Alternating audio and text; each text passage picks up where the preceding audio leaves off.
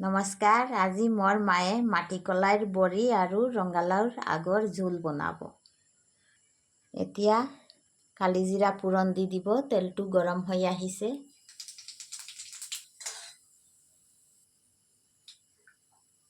এতিয়া ৰঙালাওৰ আগখিনি দি দিব।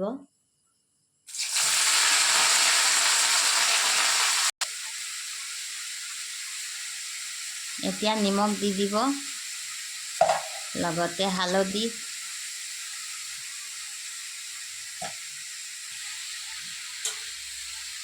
কেঁচা জলকীয়াও 2টামান দেওয়া হৈছে। আপোনালোকেও এনেকা ঘৰতে বনাই খাই চাব, ভাল লাগিব। এইটো নিৰামিষ হয়।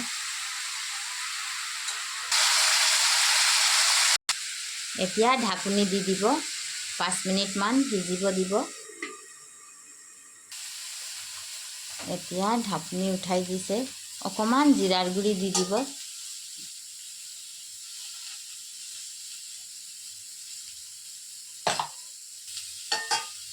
এতিয়া জোল দি দিছে। জোলখিনি উতলি আহিছে। এতিয়া বড়িখিনি দি দিব।